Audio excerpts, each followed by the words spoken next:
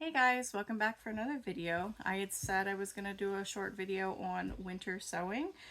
So I thought today's the day. I'm going to go ahead and get my winter sowing done for the season. So I thought I'd just do a little video, show you how I prep my containers, what seeds I'm going to be doing, and so on and so forth. So I thought I'd start with having a winter sowing container ready to go. So essentially what you're looking for is to take some sort of clear, I'm going to say bottle, like milk containers, orange juice, distilled waters, those sort of things that come in. As long as it's clear and sun can penetrate, that's all we're looking for.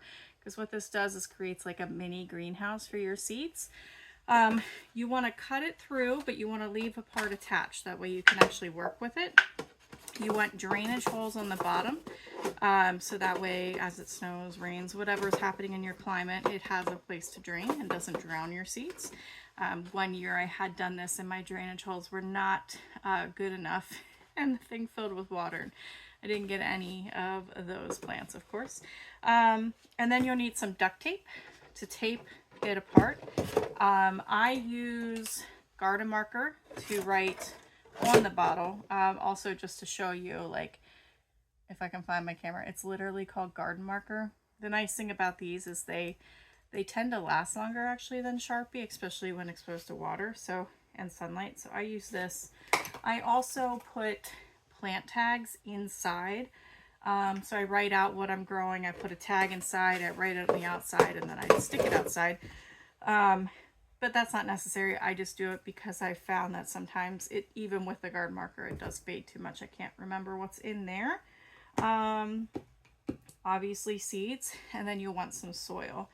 I'll do my best to move my camera around. I don't have like the optimal setup down here in my basement area where I'm doing my seeds, but I thought I'd start here. So this is what your end product will look like. Let's just go ahead and make another one. So I have a friend that obscenely drinks milk. So I started asking him about 2 years ago, like, hey, can you save me your milk jugs? Because I don't really ever buy gallons of milk. And so he's been saving those for me for a while. I've got quite a few of them stocked up. The lids, you don't need these. So you just pop those off, you'll throw them away. And then first what you want to do, container upside down, you want to do the drainage holes. I usually do 4. So just take my box cutter, which you need one of these too. And I just do like 4 swipes on the bottom. Then, as carefully and as straight as you can, which I'll angle the camera down just a tad, you try and do as straight as you can. I never get them straight. I don't know what the secret is, but I try. So I look for the handle, I go right below it, stick my knife in, and then I just slowly, try not to kill my table.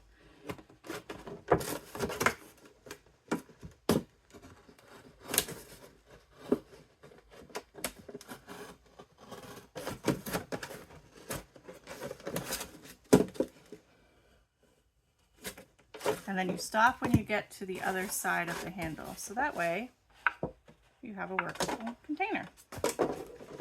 All right.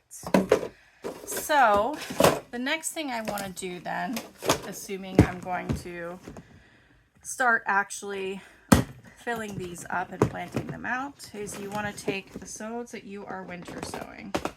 So I've got 2 boxes here. Also, update on this right here. So this was something I said I was trying this year, where I was taking my seeds and kind of like plotting them out as about when to start them. So far I'm not a fan. I got tired of going through my seeds halfway through, trying to do the math. So it's probably not done as accurately as it could be. And I feel like I've gotten to the point in gardening where I know about when I want to start what. And it all comes down to like timing I have as opposed to anything else. So I'm trying it out still, but I'll be honest, I probably won't continue this way of tracking because too much thought process. I didn't like it. Anyway, what I did do though is I did separate out vegetables from flowers and the things that I was looking to winter sow this year. So I'm going to do some Brussels sprouts. I'm going to try for, I don't know, the 5th time to get some artichokes going, so I have those. I've got some cauliflower. I've got 2 different types of kale. I usually do like a scarlet kale, frankly, because it's pretty, and a blue curled kale. I don't eat a lot of kale. I kind of wish I did because it's so easy to grow and so prolific. But I've not yet found an application in which I'm thoroughly interested in it. I've got some red acre cabbage, bell star broccoli. That's a new variety for me this year. Golden acre cabbage, one of my favorites. I also have a Tetra Noir cabbage. These seeds are a little old, and I did not have as great success with these as I did the others, but I think maybe I've learned more, so I kind of want to go back to it. And a different type of Brussels sprouts. I think I'm only going to do one Brussels sprout. These are the ones I always try, which are the Long Island Improved. So I bought Groninger. It's a different one. Ideal choice for first-time growers, medium to small sprouts, easy to grow. So I thought, whatever, I'll try those. I'll probably only winter sow 2 types of cabbage too. So I think I'll do these 2 and not the red acre. And the rest should be good. All right. So with starting with the process of doing our labels, I'm going to grab a couple of my labels, grab my garden marker. And since I'm only going to do a 1 right now with you guys, we'll just do the Brussels sprouts. So I write Brussels sprouts and Groninger. I have terrible handwriting, don't judge me. Apparently that is just something I never picked up how to do well. So then, let me see if I can bring you a little closer. That's too close. There we go. So this is my little tidy container I showed in another video. I do actually really like it, so I'm really glad I got it. But I have filled this container with potting soil. So now I'm going to take just a random jug of water, just because I don't have a sink or hose down here. And I'm going to hydrate the soil. See how that gets me. You're looking for soil that is thoroughly moist, that can like hold itself together, but isn't sopping wet.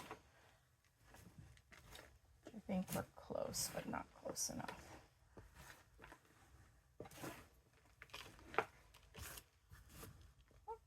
This soil has a bunch of sticks in it.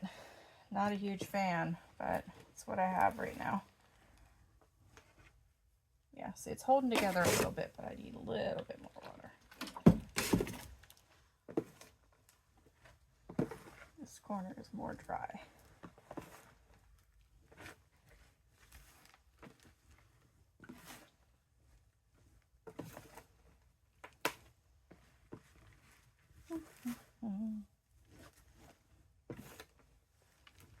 Sorry, it's kind of boring watching me mix my soil.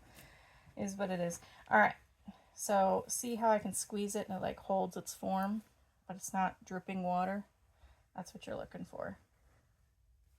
So I'll take my container and put the soil in it.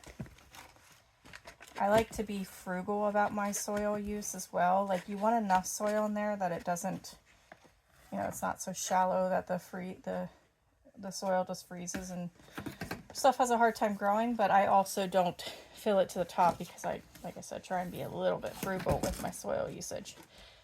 So after that, I'm going to take the label I did, just kind of stick it in there, and usually use a dirty paper towel, just try and have my hands not be overly wet when touching my seed packet so that I can make sure they don't get wasted. I'm going to dump some into my hand, and I'm just going to sprinkle them along in here. When I do winter sowing, I definitely overuse seeds. My reasoning for that is, you know, they're going outside, and I find that germination's a little bit more spotty. So I like to set myself up for the most amount of success possible. Then I will take a little bit of soil, put that on top, not a whole lot, but just instead of poking them in, I'm just kind of like burying them. And then when I winter sow, I like to put vermiculite. I'll show you the, it helps with moisture retention. And I found that my seeds kind of do better in winter sowing if I do this. I've actually kind of started doing this for most of my seed starting efforts. I've been having to travel more for work, so it's kind of nice because it makes it so my poor husband doesn't have to learn how to become a gardener while I'm away for work.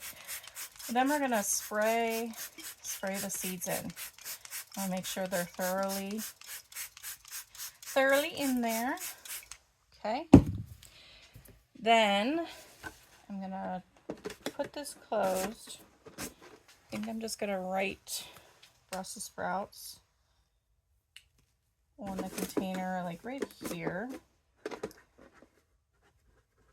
Brussels sprouts. My marker's dying. I need to be able to get into my greenhouse.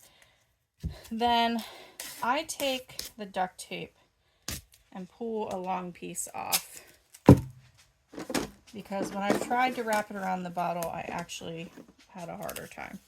So I start it where I didn't cut it, and I just kind of got too much stuff on my table.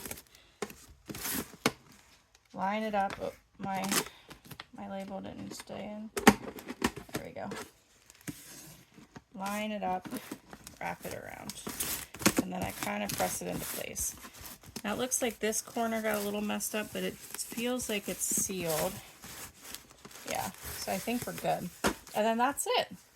So then what I'll do as I move you is I will take this container and I will go outside and stick it outside so that it can act as like a little greenhouse and hopefully help me pre-sprout some Brussels sprouts that'll be pretty hardy seedlings because they grew outside as opposed to inside in a protected nature.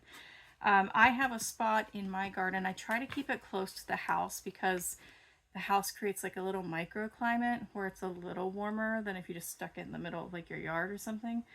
And what I end up doing is I kind of just put them near the house in my really long garden bed where I'm usually doing lettuce and stuff, because the house protects it, it gets the morning sun, and it's protected from wind because I have a pretty windy outside here. Years change every year, but like the last 2 years it's been kind of windier. So if I use that side of the house, chances are they won't get blown away or anything like that. I've never had that happen, but I have always put them in that same spot. So, and that's it. So that's how you winter sow. The other types of things I'm going to be winter sowing, like I said, vegetables versus flowers.